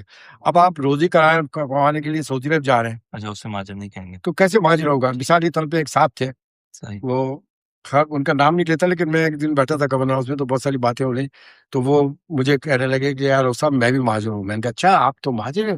کہہ رہے ہیں ہاں. تو میں نے کہا آپ لوگوں نے کہاں سے مجھے ہجرت کی تھی؟ تو انہوں نے کہا میں نے مانسیرا سے ہجرت کی تھی. صحیح ہے نا. تو مسئلہ یہ ہے کہ ہجرت جو ہے وہ طے ہوتی ہے رسالت مآب صلی اللہ علیہ وسلم کہ جو آپ نے مکہ سے آپ کو نکالے گئے. قرآن میں یہی ہے کہ یہ مہاجرین جو لوٹے پیٹے تھے، ان کی گھر بار چھینے گئے تھے، ان کی جان کو تھا، یہ صرف اللہ کی توحید کے لیے نکلے تھے اور نکالے گئے تھے، اور یہ پھر مدینہ گئے تھے. تو ہجرت کے میننگس یہ ہیں کہ اللہ اور اللہ کی وحدانیت کے لیے اور حب رسول کی وجہ سے اگر آپ کو تکلیف ہو اور پریشانی ہو رہی ہو تو آپ وہاں سے ہجرت کریں. کیا بات، دنیا بھر میں مسلمان کے لیے. اور پھر جو ہندوستان پاکستان میں سے سب سے بڑی ہجرت ہوئی کہ پاکستان بنایا گیا تھا. پاکستان کا مطلب کیا؟ لا الہ الا اللہ محمد رسول اللہ، یہ ایک نعرہ تھا. یہ جو لوگ کہتے ہیں نا سیکولر اور یہ قائد اعظم کی 11 تاریخ کی تقریر وغیرہ، مجھے یہ سب نہیں معلوم، لیکن مجھے یہ بات معلوم ہے کہ یہ نعرہ لگا تھا اور ہر گھر اٹھا ہوا تھا. اگر قائد اعظم لا الہ الا اللہ کا نعرے کو ریجیکٹ کرتے نا، مقصد کیا نہیں تو ان کے گھر والے بھی ان کو ووٹ نہیں دیتے، ان کو قائد اعظم نہیں بناتے. یہ تو نعرے کا مطلب ہی یہی ہے کہ یہ اسلامی نظام کے لیے بنایا گیا تھا اور اسلام کے لیے انہوں نے جدوجہد کی، اور اسلام کی جدوجہد کی وجہ سے ہم بٹ کے رہے گا ہندوستان، لے کے رہیں گے پاکستان، کیونکہ وہاں قتل عام شروع ہو گیا تھا. اتنا بڑا میسیکرز ہوئے، اتنے بڑے میسیکرز ہوئے جالندھر میں کہ ایک میں وہ دیکھ رہا تھا، کنویں میں کود کود کے عورتوں نے اپنی عظمت بتائی، اٹھا کے لے گئے. ان کے بچے آج تک وہ مسلمان بچیاں جنتی ہیں. یہ تاریخ کا سب سے بڑی مائگریشن تھی. اور یہاں پر جو مہاجر ہونے کی وجہ سے جو دیگر جگہ پہ مہاجر آئے وہ وہیں کا وہیں ایڈجسٹ اس لیے ہو گئے کہ قلیم تعداد تھی اور دارالحکومت تھا کراچی سندھ کے اندر، کیپٹل تھا نا پاکستان کا. تو زیادہ تر مہاجروں کا دباؤ جو تھا وہ اسی شہر میں آ کے پڑا، کیونکہ وفاقی حکومت تھی اور یہاں سے تھی، اور پھر یہاں آباد کاری بھی پھر علاج بش قانونی وغیرہ یہ سب. تو یہاں پہ یہ رہے تو یہ اپنے ساتھ زبان بھی لے کے آئے. اچھا زبان ضرورت اس لیے تھی کہ آپ بتائیے پنجابی بلوچ سے کیسے بات کرے گا، بلوچ پختون سے کیسے بات کرے گا، تو رابطے کی زبان ایک اردو ہی تھی. ٹھیک ہے نا. اس لیے یہ ساری چیزیں تھی. تو یہاں ایک تشخص ان کا رہ گیا، لیکن اس کو جو مونوپلیٹ کیا گیا پولیٹیکلی ہے نا. اور پھر خاص طور پہ 1973 میں 71 کے بعد جو صورتحال بنی، جو میسورین بنگلہ دیش وہاں رہ گئے. میسورین بنگلہ دیش کے کیمپ میں ایک بھی غیر مہاجر نہیں تھا، وہ سب آ گئے تھے. اور میں حافظ عاصم منیر صاحب سے درخواست کروں گا کہ حافظ صاحب ایک قرض اسٹیبلشمنٹ کے اوپر آج بھی ہے میسورین بنگلہ دیش کا. آج میں وہاں پہ بنگلہ دیش میں اتنا بڑا جو چینج آیا ہے کہ وہ پاکستان کے حق میں نعرے لگا رہے ہیں. یہ وہ میسورین جو ریڈ کراس کے کیمپوں میں 30 سال سے 35 سال سے رہ رہے ہیں، یہ ان کی اسٹینڈ کرنے کی ایک قوت تھی جو آج تک ہے، اور واقعی ہم نے وہاں پہ ظلم کیے تھے. تو مسئلہ یہ ہے کہ اس چیز سے اب آگے بڑھنا چاہیے. اب سب کو موقع، آپ نے کوٹا سسٹم نافذ کر کے آپ نے کیا فائدہ کیا؟ تو پھر ایم کیو ایم بنی نا، لیکن اس کو اتنے سارے ٹکڑوں میں نہ بٹنے دیں، سب کو سب کا حق دیں، سب مل کے رہیں. آج سندھیوں میں مہاجروں سے شادی ہو رہی ہے، مہاجر سندھیوں میں شادی کر رہا ہے، پنجابی مہاجروں میں کر رہا ہے، پٹھان پنجابی مہاجر، سب کچھ ہوتا چلے جا رہا ہے نا. آپ وہ ماحول اچھا بنا دے. کون منع کر رہا ہے؟ جو ہمارا جمہوری نظام ہے اس کے لیے بہت ضروری ہے کہ ایک اچھا آئی کیو لیول ہو، ایک اچھا تعلیم جو ہے وہ تعلیم یافتہ ذہن ہو. سر پاکستان کو اوور آل دیکھیں تو تعلیم کا اتنا معیار نہیں ہے کہ اس کی بنیاد پر جو ہے وہ جمہوری سسٹم چل سکے. کیا آپ میری بات سے اتفاق کریں گے؟ اور اگر اس کے بدلے میں اس کے عوض آپ کو سجیشن دینا چاہیں کہ کون سا نظام ایسا ہے جو سب سے موزوں ہے پاکستان کے لیے؟ یار پاکستان میں جو نظام ہے نا جی سب سے بہترین نظام ہے. آپ پورا کا پورا امپوز کرتے ہیں. پاکستان ایک اسلامی رچ فلسفی کا نام ہے. اور آپ نے آئی کیو کی جو بات کی نا، آئی کیو کا تعلق ڈگریوں سے نہیں ہوتا. اس وقت پوری دنیا کے اندر کروڑوں لوگوں کے پاس ڈگریاں ہیں، لیکن آپ دیکھیے کہ جو انقلابی ایجادات ہیں وہ دو چار ہی کر رہے ہوتے ہیں، تو واقعی ڈگریاں کہاں چلی گئیں؟ تو دانش کا تعلق جو ہے وہ علم سے تو ضرور ہے. مثال کے طور پہ نیوٹن کی کون سی ڈگری تھی؟ بالکل سر، بالکل سر. نیوٹن کی کون سی ڈگری تھی جس سیب کے درخت کے نیچے ساری زندگی وہ پڑھتا رہا، 50,000 دفعہ اس پہ سیب گرے ہوں گے، لیکن اسے گریوٹی کا نہیں پتا تھا. ایک سیب گرا اور اس کے سمجھ میں آ گیا گریوٹی کیا ہے. شعور. ہاں، یہ گاڈ گفٹڈ ہوتا ہے. یہ آئی کیو جو ہے نا، اس کے لیے ڈگری وغیرہ کی ضرورت نہیں ہوتی. کہ میں ایک سوال مجھے میرا ذاتی تجسس ہے کہ یہ سارے ماشاء اللہ آپ کے جو مشاغل ہیں، آپ کی کتب ہو گئی، آپ کا سوچنا ہو گیا، آپ کا شعور ہو گیا، اس سب کے لیے انسان کو خاصا جو ہے وہ ذہن اور خاصا جو ہے وقت چاہیے ہوتا ہے، اور اس میں انسان کی پرائیویٹ لائف خاصی متاثر ہوتی ہے اگر وہ شادی شدہ ہو. نہیں تو پھر انسان کہتا ہے کہ نہیں، میں اپنی شادی دلی کر دیتا ہوں. کیا یہ ایک وجہ ہے آپ نے جو دیر سے شادی کی؟ معذرت چاہوں گا سوال کے لیے، مگر میں اسی لیے جاننا چاہ رہا ہوں کہ دیکھیں آپ نے لارجر دین لائف کام کیے ہیں، ایسی شخصیات کم ہوتی ہیں، اور یہ باتیں لوگوں کو پتہ چلنی چاہیے، کیونکہ پھر وہی شخص سیویئر آف دا نیشن بنتا ہے. دیکھیے، میں نے آپ کو شروع میں ایک جملہ بولا تھا نا، ایک مصرع کہا تھا کہ لے جا رہا ہے شوق چلے جا رہا ہے. شادی نہ کرنے کی یہ وجوہات صرف نہیں تھی، اس کی وجوہات یہ تھی کہ میں ساری زندگی سعودی عرب میں رہا، اور پھر 92 کا جب آپریشن ہوا تو ہماری عمر کیا تھی، پھر روزانہ قتل و غارت گری ہو رہی تھی، پھر ایک جدوجہد تھی شامل، پھر میرے گھر تھا یہاں پر. تو میں جب بھی کوئی نظم اور بھی غزل انقلابی چھپتی تھی یا کوئی آرٹیکل چھپتا تھا تو میرے گھر پہنچا کے پڑھا چاہیے. اچھا، اس میں اتنی تیز رفتار گزری. پھر میں اوورسیز کو آرگنائز کر رہا تھا، چیف آرگنائزر تھا اوورسیز کا. تو اچھا، جو ظلم کی کیفیت 10-12 برس گزری تو پلٹ کے بھی نہیں دیکھا، زندگی اتنی تیز رفتار گزری. پھر اور بھی کچھ واقعات ایسے تھے کہ جس نے مجھے بہت دور کر دیا ان معاملات سے. تو میں نے طے کر لیا تھا کہ اب شادی کیا کرنا ہے. تو میں آرٹیکل بھی لکھ رہا تھا، کیونکہ ایم کیو ایم کے اوپر جو ظلم ہو رہا تھا اس کے اوپر نظمیں، غزلیں، تحریر لکھتا رہتا تھا، اور پھر ساتھ ساتھ وزٹ بھی رہتا تھا. آپ کو حیرت ہوگی کہ جب میں جدہ سے ریاض سے جدہ جاتا تھا تو 10 گھنٹے کی ڈرائیو ہوتی تھی، میں اکیلا ڈرائیو کرتا تھا، hand free telephone on کر کے میں ڈکٹیٹ کرایا کرتا تھا آرٹیکلس کو. کیا بات ہے! اور جب میں گاڑی چلانے کے دوران، ہاں، گاڑی چلانے کے دوران، اور جب میں جدہ پہنچتا تھا، پہلے طائف پہنچتا تھا تو میرا ایک آرٹیکل مکمل ہو چکا ہوتا، کیا بات! اور وہ پھر دوسرے دن اخبارات میں جاتا تھا. تو میں نے بتایا نا کہ یہ تمام چیزیں تھی، تو پلٹ کے بھی نہیں دیکھا، زندگی اتنی تیز رفتار گزری. پھر جب فارغ ہوئے تو آپ یقین جانیں، میں ایمان ہو ایک بات بتاؤں، اور یہ سب زندہ ہے، میں جتنی باتیں کر رہا ہوں آپ جس سے چاہیں پوچھیں، میں نے کبھی M P A M N A بننے کے لیے کبھی خواہش کیا مجھے کہا جاتا تھا اور میں انکار کرتا تھا، تو اس پہ ہر الیکشن میں میرا خون خشک ہوتا تھا، کیونکہ اتنا دباؤ پڑتا تھا کہ الیکشن لڑو الیکشن لڑو. تو آپ کو میں سچ بتاؤں کہ ایک دفعہ یہ ہوا، اتنا دباؤ تھا کہ الیکشن لڑو، اور میں مکہ کے وزٹ پہ تھا، مکہ پہ ہمارے یونٹ تھا. تو اتنا وہ تھا کہ بھائی جلدی بتائیں کیوں ہے نامنیشن جمع کرانا ہی کرانا ہے. اور میں کہتا تھا نہیں یار، میں اپنے آپ کو کیپیبل نہیں سمجھتا اس کے.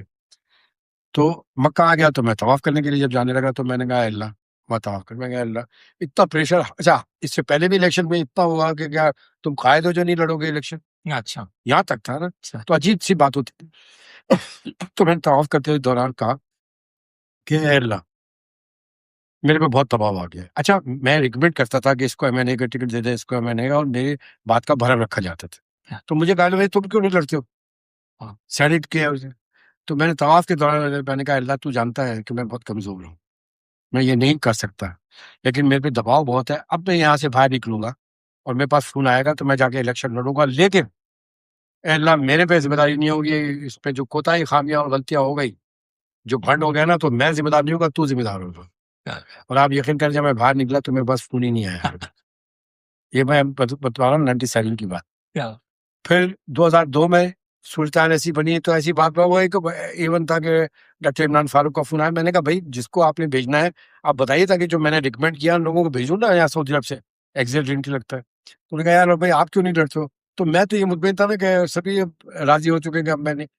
تو میں نے ہنستے ہوئے ان کو صرف اتنا کہا کہ لڑنے لڑانے کی کیا بات ہے، ہم لوگ تو، میں نے پارٹی کے اوپر مذاکر کہہ رہا تھا کہ ہم لوگ تو لڑنے لڑانے والے لوگ. انہوں نے ٹھک سے فون بند کر دیا. 2 منٹ کے بعد فون آیا، کوئی بات نہیں کی انہوں نے کہا فوری طور پہ کراچی پہنچے اور آفتاب شیخ آپ کا انتظار کریں، آپ فوری طور پہ جائیں. انہوں نے بھی بند کر دیا. میں نے کہا یار اب یہ پھر پھٹا شروع ہو گیا. میں یہاں پر آیا تو 2 جگہ سے مجھے MNA اور MPA کا ٹکٹ دیا گیا، اور دونوں ہی مشکل سیٹ تھی. ایک مشکل تو بہت زیادہ PCHS کی، تو میں دونوں جگہ سے جیت گیا. اور پارٹی کے 2 اہم رہنما اسی الیکشن میں ہار گئے. حیدرآباد سے آفتاب شیر صاحب ہار گئے تھے، اور یہاں سے نسیم جلیل صاحب ہار گئی تھی. تو بڑا طوفان مچا تھا کہ وہ باہر سے آگے 2 سیٹیں تھیں. خیر وہ لیٹر سائڈ میں نے کہا. تو کہنے کا مطلب ہے کہ مجھے آپ جو کہہ رہے ہیں نا کہ وقت، یار مجھے حیرت ہوتی ہے جب لوگ کہتے ہیں ہمیں وقت نہیں ملتا. آپ جب کرنا چاہتے ہیں، لکھنا چاہتے ہیں، تو پھر وقت ہی وقت ہے آپ کے پاس. سب سے اچھا ٹائم کنزیوم پتہ ہے کب ہوتا ہے؟ جب آپ لکھ رہے ہوتے ہیں. لیکن مجھے ایک آسانی یہ ہو گئی کہ 15 سال جو میں حکومت میں رہا، تو 3 4 سیکٹری ہوتے تھے، کلرک ہوتے تھے، پوری ٹیم ہوتی تھی. تو ہاں مطلب ہے چیزوں کے ہر چیز آسان ہو گئی تھی. تو لیکن مجھے تو خود اندازہ نہیں ہوتا. اب یہ تاریخ بیت اللہ جو تھا، جب میں لکھ رہا تھا تو ہم اپوزیشن میں چلے گئے تھے. تو میں مکہ میں خانوادہ بنی شیبہ حضور صلی اللہ علیہ وسلم کے ان پاس بیٹھا ہوا تھا. تو میں نے شیبی خاندان سے کہا، جن کے پاس چابی تھی، ان سے میں نے پوچھا کہ یار آپ کی کوئی تاریخ واریخ ہے؟ آپ تو یہ بتا رہے ہو کہ سورہ نساء کی یہ آیت آپ پہ اتری. تو انہوں نے ایک کتابچہ چھوٹا سا مجھے دیا لا کے. انہیں 200 سال پہلے، ان کا بھی نام صالح تھا، تو انہوں نے لکھی ہے کتاب، یہ کتابچہ لکھا تھا. میں نے کہا یہ مجھے دے دو. مجھے اطمینان تھا کہ ہم اپوزیشن میں. میں نے کہا یہ مجھے دے دو. تو وہ 10 12 15 پیج کا، 20 25 پیج کا تھا، عربی میں فوٹو کاپی تھی. وہ لے کے میں جب کراچی ایئرپورٹ پہ اترا تو وہاں پروٹوکول والے کھڑے ہوئے. میں نے کہا یار تم لوگ کیسے آ گئے؟ میں سمجھا ایسی ہے. بولا آپ کو نہیں پتا؟ میں نے کہا نہیں. بولا وہ تو کل اعلان ہو گیا ہے رات کو کہ MK حکومت میں آ رہی ہے. تو سر ہم اس لیے آ گئے کہ شاید یہی وزارت آپ کے پاس ہوگی. آپ خدا کی قسم یقین کریں، میں سر پکڑی بیٹھ گیا. میں نے کہا یار یہ تو میں لے کے آیا ہوں. راستے پر میں پلان کرتے ہوئے آ رہا تھا کہ اس کو کیسے کرنا ہے. میں گھر پہنچا، میں نے جامعہ کراچی سے مترجموں کو بلایا، ان کو بلایا، ان کو بلایا، کمپیوٹر لگوایا ڈرائنگ روم میں. سارا دن وزارت چلاتا تھا، رات کو یہ کتاب لکھتا تھا. یہ 1400 سال میں تاریخ بیت اللہ کی مختلف، آپ نے تاریخ تو پڑھی ہوگی، اس موضوع پہ یہ کتاب ہے ہی نہیں. اور اس کے اوپر جو تفسیریں ہیں وہ وائٹ ہاؤس سے باریک اوباما نے کی ہے، فرانس کے وزیر فرانس کے پریسیڈنٹ وغیرہ. تو میں نے کہا یار ہمارے مولوی میں تو اتنا دمخم نہیں ہے کہ یہ وائٹ ہاؤس میں جا کر اس کو تبلیغ کرے اور دعوت دے کہ تم مسلمان ہو جاؤ، کیونکہ یہ تو جاتے ہیں اپنے ویزوں کے چکر میں، ان کو کوئی دلچسپی وغیرہ تو یہ ہے نہیں. تو میں نے یہ بھیجا ان کے پاس کہ اس کا بیک گراؤنڈ ہے، شاید یہ مسلمان ہو جائے. وہ کم وقت نہیں ہوا مسلمان، لیکن میں نے ان تمام لوگوں کو سربراہ میں تو انہوں نے تبصرہ بھیج دیا اس کے اوپر. تو یہ کتاب اس جگہ سے اس پہ لکھا ہے، لکھ کے بھیجا، میں نے اس میں بھیجا. تو اس میں کوئی وقت کی قید نہیں ہوتی. تو میں نے شادی کے بارے میں بتایا، تو پھر یہ ہوگا کہ میں نے طے کر لیا تھا. لیکن جب یہ کتاب لکھ رہا تھا ہم نے سیرت خیر البشر، یہ تو سیرت خیر بشر لکھ رہا تھا، تو اس میں ایک آیت تھی، ایک حدیث میری نظر سے گزری جو زندگی میں ہر دفعہ گزری تھی، کہ جس نے شادی جس نے نکاح کیا اس نے آدھا ایمان بچا لیا. میں رکھ کے بیٹھ گیا پوری رات، ایک لفظ نہیں لکھ سکا. میں نے کہا رب سے دلی تم نے زندگی میں، یار میں تو اپنے گمان میں تھا نا، حالانکہ میں نے کیا کیا، میں گمان یہ تھا کہ میں نے یہ اچھا کام کیا، یہ اچھا کام کیا، یہ نیکی کا کام کیا، اللہ کو خوش کرنے کے لیے کیا، حضور صلی اللہ علیہ وسلم. میں نے کہا یار رب صدیقی صرف ایک نکاح کی وجہ سے تمہاری چیزیں آدھا ہو جائیں گی اور پھر حساب ہوگا. یہ میرا گمان تھا. میں نے کہا نہیں یار یہ تو بڑا ہے، میں اتنا بڑا رسک نہیں لے سکتا، کیونکہ مجھے جنت میں جانا ہے اور ہر صورت میں جانا ہے. جنت میں جانے کے لیے میں ہر کچھ کر سکتا ہوں. میں نے صبح میری بہنیں میں نے جیل میں ملنے آئی، تو میں نے کہا بیٹا تم لوگوں نے ساری زندگی تک کر کے رکھا ہے شادی شادی شادی، اب یہ استحقاق تم لوگوں کا ہے. جب میں یہاں سے بیل پہ آؤں گا یا مقدمہ ختم ہوگا تو تم لوگ جا کے لڑکی دیکھ لو، اب میں شادی کر لوں گا. پھر ان لوگوں نے دیکھا، میں نے شادی کر لی. تو اس کا بیک گراؤنڈ یہ تھا، اور نہ شادی سے نہ کسی چیز سے. یہ سب کہنے کی باتیں. ہاں جو حرام زد کیا ہے نا اس پہ وقت کی وجہ سے ضائع ہوتا ہے. آپ اچھا کام کر رہے ہوتے تو آپ کو نہیں. مجھے تو بڑا مزہ آ رہا ہوتا ہے جب میں کچھ پڑھ رہا ہوتا ہوں یا لکھ رہا ہوتا ہوں. یعنی کہ یہ آپ کی اسیری کی کتاب ہے، اسیری میں آپ نے جی یہ جیل میں نے لکھی، تو ذہن میں تو بہت زمانے سے تھا اب لکھوں. جب میں نے تاریخ بیت اللہ لکھی تو اور بوجھ ہو گیا کہ رسالت محمد صلی اللہ علیہ وسلم پہ کتاب کے لیے میں بہت زمانے سے. ایک دفعہ میں بیٹھا ہوا تھا تو میں نے کہا کہ میں سیرت طیبہ بھی شروع کروں. جب حکومت میں بھی نہیں الیکشن بھی نہیں لڑا تھا. میں سب کچھ لکھ کے بیٹھا تو اچانک میرے دماغ میں آنے لگا کہ اسے دیکھے کس گمان میں بیٹھے ہو تم کس کے اوپر کتاب لکھنے جا رہے ہو؟ تم تو اس چکر میں ہونا کہ تمہیں بخشش ہو جائے گی لیکن کوئی الٹا پلٹا ہو گیا پھر تو آپ یقین کریں میں نے قلم چھوڑ دیا اور میں نے رکھا اس پہ رکھا. میں نے کہا پھر میں نے کہا اب کیا کروں, یہ تو میں نہیں لکھ سکتا. پھر میں نے اللہ نے سکھا کہ اللہ میرے میں اتنی ہمت نہیں ہے کہ میں یہ وزن تو اٹھا سکوں لیکن میں لکھنا چاہتا ہوں. کیا میں اللہ نے سکھا, میں نے کہا لکھنا چاہتا ہوں. ہاں اب جب میں لکھنا شروع کروں گا تو پکڑ تو میں یہ سمجھوں گا کہ یہ تیری پرمیشن ہے اور تیری وجہ سے میں لکھ رہا ہوں تاکہ میں پکڑائی نہ دوں. میں کوئی ایسا کام نہیں کرتا جس میں خیر وہ میں روزانہ اچھا میرے بیڈ کے اوپر یا تو اخبارات ہوتے تھے یا یہ پیڈ رکھا ہوتا تھا پین, تو میں آگے دیکھتا تھا یہ پین رکھا ہوتا تھا. میرا دل عجیب سا ہو جاتا تھا کہ میں نہیں لکھ پا رہا ہوں, اب لکھوں نہیں لکھوں پھر رکھ دیتا. اچانک الیکشن ہو گئے, پھر میں نے جو واقعہ بتایا یہاں الیکشن ہو گیا, یہ سب چیزیں ہوتی گئی تو بجائے سیرت طیبہ لکھنے کے تاریخ بیت اللہ لکھ دی. اب اور وزن ہو گیا. پھر یہ حالات خراب ہوتے گئے یہاں پہ, تو جب مجھ سے 4-5 موبائل فون چھنوائے گئے, ساری چیزیں چھنوائی گئی, اکیلا کیا گیا. پھر میں جب جیل جا رہا تھا تو اچھا وہ بھی عجیب و غریب جیل بھی پتا نہیں کس گمان میں بیٹھی نہیں تھی. ہم روزانہ عدالتوں میں جا رہے تھے تو ہماری ضمانت کینسل کر دی. وہ ہائی کورٹ نے کہا بھائی یہ جو ہماری بیل کی انہوں نے کہا یہ جب وہ لوگ پہنچ رہے ہیں یہاں پر آ رہے ہیں اور کیس بھی کوئی نہیں, کیس بھی کیا تھا وہ ڈاکٹر عاصم کا, یار تم ڈاکٹر عاصم کو بند کرتے ہیں ہم کو کیوں بند کر رہے ہو. خیر وہ تو جب میں جیل پہنچا تو مجھے سپرنٹ جیل نے کان میں کہا کہ آئی جی جیل نصرت گنبل کا فون آیا کہ صاحب آ رہے ہیں, کہ میں وزیر داخلہ سے تھا نا, تو ان کو مولانا محمد جوہر جو ہے جس بیرک میں جیل کاٹی ہے اس میں رکھا. کیا بات, میں بڑا خوش ہوا جب وہاں پہنچا. کافی دیر تک تو میں اسی سرشاری کیفیت میں تھا کہ ہمارا حضرت مولانا محمد جوہر جیل میں. اس کے بعد میں لکھنے بیٹھا تو میں نے چلو میں اپنے بارے میں لکھوں. اب جب میں لکھنے لگا تو اگر وہ پہلا پیج آپ دیکھیں گے نا, کیونکہ 8-10 سال کے بعد لکھنا پہلے تو چھٹی گیا تھا نا, لکھ کہا تھا.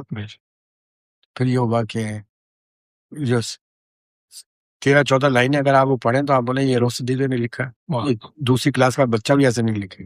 بے ربط, کیا بات, 17ویں لائن آئی بے ربط, 17ویں لائن ہے کہ میں حضور صلی اللہ علیہ وسلم کے روزے مبارک پہ پہنچا اور میں نے وہاں سلام پیش کیا, اور اس کے بعد جو میرا قلم چلا ہے صبح 5 بجے تک, ایک یلغار تھی الفاظوں کی, اور وہ پوری تاریخ یعنی جو پوری اب جیل میں فیسلٹیز تو نہیں ہوتی تھی, لکھتا گیا روزانہ 20 صفحے 20 صفحے صبح تک ہوتے تھے. پہلے تو 8-10 پھر 20. پھر یہ ہوا کہ دن میں سارے قیدی سب ملنے آتے تھے, یہ کرتے تھے. میرا پہلا انٹریکشن جو کارکنان کے ساتھ ہوا تھا وہ جیل کی وجہ سے ہوا تھا, ورنہ تو ہم تو تقریر کرتے تھے اور یہ سب کرتے تھے, اور زیادہ تو عہدیدار تھے تو کارٹون تو نہیں تھے نا. تو پہلی دفعہ انٹریکشن ہوا اتنا قریب سے کارکنان وغیرہ کا, ان کی کہانیاں سنتے. پھر تو دن میں 5-6 صفحے لکھتا تھا, اور میری کتاب کا نام ہے قیدی نمبر 2236. اب یہی سب لوگوں نے لینا شروع کر دیا. یہ قیدی نمبر, وہ بنیادی طور پہ 2017 میں میں نے میڈیا کو بتایا تھا کہ میری کتاب آ رہی ہے قیدی نمبر 2236, تو یہ پاپولر ہو گیا تھا. تو ایک دن شہباز شریف صاحب مجھ سے پوچھا تھا کہ کوئی اور کتاب کب آ رہی ہے آپ کی, کیا بات, تو میں نے کہا وہ کتاب آئے گی تو آپ مجھے پھر اندر کر دیں گے. کہنا یار میری حکومت ہوگی تو تمہیں بند نہیں کریں گے. میں نے کہا یار آج تک تو ہم نے جو بھگتا ہے وہ لکھنے پہ تو ہوا ہے. یہ پولیٹیکل ٹریننگ اور یہ نظم و ضبط, سر یہ بھی ایک معمہ ہے کہ آپ لوگوں نے ایک پارٹی کو اس طریقے سے اتنے نظم و ضبط کے ساتھ چلایا. سر کیسے یہ کام کیسے آئندہ کے لیے کیا جائے؟ سب سے پہلے جو لیڈر ہے نا, اور جو لیڈرشپ ہے, عہدیدار ہیں, وہ اپنے پہ نظم و ضبط کو اور ڈسپلن کو لاگو کریں. جب وہ لاگو کریں گے نا تو نیچے تک خود بخود ہو جائے گا. اس میں کوئی راکٹ سائنس تھوڑی ہے یار, کہ ہم جو کہہ رہے ہیں آپ نے اس پہ امپلیمنٹ کرنا ہے, لیکن ہم کہہ کیا رہے ہیں, میٹر تو یہ کرتا ہے. اگر آپ اچھی بات کے اوپر کر رہے ہیں تو ہر اچھی بات کو کوئی ڈینائی نہیں کرے گا, لیکن آپ ڈسپلن کے نام کے اوپر فساد کرا دیں تو پھر وہ 4-5 ہی لوگ لڑ رہے ہوں گے, باقی تو سب گھر میں بیٹھے ہوں گے. آپ مجھے بتائیں جتنے بھی فساد ہوئے پاکستانی تاریخ اٹھا کے دیکھ لیجیے, اس میں 1500 لوگ لڑ رہے ہوتے تھے، اور اگر ان کی سیٹیں گنو تو پتہ چلا کہ وہ لاکھوں کی تعداد میں ایک ایک بندے کو ووٹ ملا۔ تو آپ اچھے کام کی جب بھی تعمیل کریں گے اور حکم کریں گے، ہر شخص آگے آئے گا۔ مگر جیسے آپ نے ابھی بتایا کہ انہوں نے فون پہ کہا کہ صبح بس آپ نے کل کراچی جانا ہے، آپ کی طرف سے ایسی اوبیڈینس آ جائے اور ان کو بھی یہ توقع ہو کہ 100% اوبیڈینس ہوگی، سر یہ واقعی ہے؟ حالانکہ میں منع کرتا رہا، لیکن جب مجھے کہا گیا تو میں تنگ آ چکا تھا گزشتہ 3-4 الیکشن سے، کہ اتنا میرے پیچھے پڑ جاتے تھے۔ اور وہ وجہ کیا تھی؟ میرے پہ کوئی ثقافت کے پڑنے لگے تھے، وہ یہ تھا کہ نہیں، مجھے کمپنسیٹ کرنا چاہتے تھے کہ بانی کی بات کرو اور بات نہیں کر کہ یار سب کو موقع ملے، اس کو نہیں، تو میں منع کرتا تھا۔ تو وہ مجھے بنیادی طور پہ کمپنسیٹ کرنے کے لیے کہتے تھے، اور میری بات کا وہ بھرم بھی رکھتے تھے۔ مگر یہ وجہ تھی نا کہ اتنی اوبیڈینس ہر کسی کی پورا نظم و ضبط۔ ظاہر بات ہے، اگر پارٹی کے اندر آپ کو رہنا ہے تو آپ کو نظم و ضبط کو تو ماننا پڑے گا نا۔ اگر نہیں مانیں گے تو پھر کائے کی لیڈرشپ اور کائے کی پارٹی، کائے کی اب یہ آپ دیکھ رہے ہیں ڈسپلن کیا اثر ہوا ہے، پورا ملک بخی ادھیڑ کے رکھ دیے، جس کو سنبھالتے شاید ہو گئے آج 2-3 برس سے۔ سر ایک سوال عوام کی طرف سے پوچھ رہا ہوں، یقیناً ہر کوئی پوچھے گا کہ سر اتنی اچھی باتیں ہیں، اتنا کچھ، مگر اس کے ساتھ ساتھ ایم کیو ایم کے اور بھی اتنے سارے کام کاج تھے جس پہ جو اعتراضات اٹھتے ہیں، تو آپ لوگوں کی موجودگی میں سر ایسے کام کیسے ہو گئے؟ آپ کے اس سوال کے اوپر پہ اسپیسیفک بات ہو تو میں کروں، لیکن جنرلی بات یہ ہے کہ یقین کریں کہ اتنے بڑا اتحاد اور اتنی بڑی حکومتوں کے دوران ہم نے تو بہت سارا کام کر لینا چاہیے تھا، لیکن بہت سارا کام جو کیا جا سکتا تھا جو نہیں ہوا۔ جو 2-4 انڈیویجول تھے وہ لوگ کام کر گئے، لیکن اس میں کوئی شک نہیں، میں اس بات پہ ایگری ہوں کہ بہت سارے کام کیا جا سکتے تھے اور بہت اچھے طریقے سے کیے جا سکتے تھے، لیکن اس کا جواب یہ ہے کہ یہ آپا بوا کے جو جھگڑے ہوتے تھے ہیں، اس کی وجہ سے یہ اب یہ چھوٹے کینویس پہ آپا بوا کے جھگڑے ہو گئے تو اسی کینویس سے نقصان ہوگا، اور ملکی سطح پہ آپا بوا کے جھگڑے ہو گئے تو ملکی سطح کے اوپر آپ دیکھ رہے ہیں نا، تو اس کو آپ چھوٹے پیمانے پہ رکھیں تو یہ تو ایم کیو کے ساتھ ہوا، اور یہ وجہ تھی اس کی بنیادی۔ نہیں، اس کے علاوہ جو ایم کیو ایم کے ٹارگیٹ کلنگ ہو گئی یا بتا ہو گیا، یہ سارے معاملات لوگ صدیقی صاحب موجود ہیں، میں کیسے ہی گمان کر لوں کہ بھائی روسدی صاحب نے کچھ نہ کیا ہو؟ یہ چیزیں سامنے نہیں، ایسا گمان کیا جا سکتا ہے، کیونکہ آپ کے پاس اسٹیٹسٹکس ہونے چاہیے، ایک آدمی سامنے موجود ہے، کوئی ایک شخص نے مجھ پر الزام لگایا جب وہ پی ایس پی میں چلا گیا، اس کو ٹکٹ چاہیے تھا، صحیح، اس کا بیک گراؤنڈ کسی کو نہیں پتا تھا، اس نے پریس کانفرنس کر دی، صحیح، تاکہ دوسروں کو خوش کیا گیا کہ اس زمانے میں لوگوں کو دھکیل کے وہاں لے جایا جا رہا تھا۔ اس نے پریس کانفرنس کی، میں نے ہائی کورٹ میں پٹیشن دائر کر دی کہ روسدی نے رشوت مانگی، تو میں نے کہا چلو آؤ جی بتاؤ۔ میں نے پھر ان کی بیک گراؤنڈ بتایا کہ محترم جو ہے وہ اپنا پسینہ کسی کو نہ دے، دوسری بات ہے کہ وہ مجھ سے زیادہ ان کی جان پہچان لندن میں تھی، جب ان کو کسی کو اپنے گھر میں چائے پہ بنوانا ہوتا تھا 2-3 منسٹر کو تو وہ لندن بتاتے تھے، لندن سے فون آتا تھا تو وہ سارے منسٹر ان کے گھر پہ جاتے تھے، اور گھر پہ جاتے تھے وہ چائے پیتے تھے، پھر یہ کیش کراتے تھے، تو یہ ہم کو سب کو پتا تھا ان کا۔ تو میں نے کہا بھائی یہ وہ تو ہم سے زیادہ پاورفل اس زمانے میں لوگ تھے، پھر انہوں نے اس طرح کی کوئی لائلٹی ہو کچھ ہو تاکہ ان کو ٹکٹ مل جائے، تو لندن نے کبھی ان کو ٹکٹ نہیں دیا۔ تو مسئلہ یہ ساری بات، میں ہائی کورٹ میں چلا گیا، وہ ایک پیشی میں بھی نہیں آیا، پھر ان بیچاروں کا انتقال ہو گیا تو میں نے معاف کر دیا۔ میرے کہنے کا مطلب ہے کہ جو بتے تھے اور یہ تمام چیزیں تھی، یار آخر میں 12-15 سال انڈسٹری منسٹر بنا، تو بتے پیسے والوں سے لیے جاتے ہیں نا، بالکل۔ اچھا میں آپ کو پورے یقین کے ساتھ حلفاً بولتا ہوں، ایک بھی انڈسٹریل نہیں تھا، اور میرے ساتھ اتنی کلوز فرینڈشپ تھی، اور اتنی کلوز فرینڈشپ ان کی گورنر رشوت العماد کے ساتھ بھی تھی۔ ایم کیو ایم کے میجر فیصلے جو ہوتے تھے وہ انڈسٹریلسٹ کو بلائے جاتے تھے ہوٹلوں میں، اور وہاں تقریر کی جاتی کہ ہم حکومت میں جائیں یا نہ جائیں، اتنے قریبی تعلق تھے، ٹھیک ہے یار۔ ہم سے کسی نے آ کے نہیں کہا کہ ایم کیو ایم نے پتہ مانگا۔ ایک واقعہ ہوا تھا کہ ایک چیمبر آف کامرس کا فون آیا تھا کہ جی ہماری جو بلڈنگ میں آپ کے ایم کیو ایم کے یونٹ اور کے لوگ آئے ہیں اور وہ کہہ رہے ہیں زکوٰۃ فطرے کی رسید، فترے کی رسید ہے، تو زکوٰۃ ایم پی ایم اے نے جمع کرے گا، خود رسید دے گا، یونٹ نہیں کرے گا، اور فطرہ جو تھا وہ تو گلی بولنے میں ہوتا تھا۔ تو جب میرے پاس فون آیا میں نے فوری طور پہ ریئیکٹ کیا، میں نے پوچھا وہاں کے سیکٹر وغیرہ سے، انہوں نے 2 منٹ کے اندر بتا دیا کہ ہاں بھائی یہ لڑکے گئے تھے اور یہاں پہ گئے تھے، ان کو فوراً سسپینڈ کیا گیا. یہ میں اس لیے نہیں ڈیفینڈ کر رہا ہوں بھائی، میں کائے کے لیے اللہ کی بارگاہ میں جھوٹ اور فریب کرتا رہوں، اور اسے کس کے لیے جھوٹ بولوں بھائی؟ پتہ ہے مجھے کتنے رکعت کا ثواب ملے گا؟ میری خبر میں نہ ایم کیو ایم ہوگی نہ اس کی لیڈرشپ ہوگی جو مجھے آگے بچائے گی. اس زمانے میں بھی میرا یہ جب میں وزیر داخلہ تھا نا، اس وقت ایک سلوگن میں بار بار ٹی وی پہ کہتا تھا کہ جو جان لے گا اسے اپنی زندگی دینی پڑے گی. میرے وقت میں لا اینڈ آرڈر اتنا بہترین تھا کہ بینکنگ کرائم 0 پہ ہو گیا تھا، جبکہ بینک لوٹ رہے تھے. ہائی وے کرائم 0 کے اوپر تھا، جبکہ پورے کنٹینر لوٹ رہے تھے. ٹھیک ہے، اسی طریقے سے سارے آپ اسٹیٹس سے اٹھا کے دیکھیں کہ کانسل جنرل وغیرہ ماں سوائے خود کش بمبار کے، وہ تو اسٹیٹ نہیں، وہ اسٹیٹ نہیں، وہ تو امریکہ میں گرین زون تھا نا عراق میں. تو امریکہ اپنے سیٹلائٹ کے ذریعے نہیں روک سکا تو روسی دیدی کیسے کرے گا یار؟ تو کہنے کا مطلب ہے، تو یہ ساری چیزیں اتنے بڑے پیمانے میں نہیں تھی جتنا پروجیکشن کیا گیا ایم کیو ایم کے. اب بالکل نیشنل لیول پہ کہیں پالیسی کی ضرورت اس لیے نہیں تھی نا کہ بتہ لینے کی ضرورت کیا تھی. ایم کیو ایم کے موجود تھے اور یہ کام کر رہے تھے. اگر یہ بتے اور ان چکر میں کچھ کرمنل ہوتے ہیں جو ایم کیو ایم کے نام پہ بتہ لیتے، آپ یقین کریں کہ بعض اوقات اپنے افسانے میں خود سن رہا ہوتا ہوں صحیح میرے نام پہ. میں ابھی آپ کے گھر آیا ہوں نا، ابھی یہاں پہ آیا ہوں، کسی کو نہیں پتا یہاں براڈ کاسٹ ہے یا آپ ریکارڈنگ کر رہے ہیں. جو لوگ دیکھ رہے ہوں گے نا وہ جا کے بولیں گے روسی دیوی کا گھر تھا یار، ڈیفرنٹ میں روسی دیوی کا گھر ہے. ایسے ہی میں آپ کو سب یہ تو ہے. ٹھیک ہے، کہوں گا بالکل بہتر مزاج ہے سر.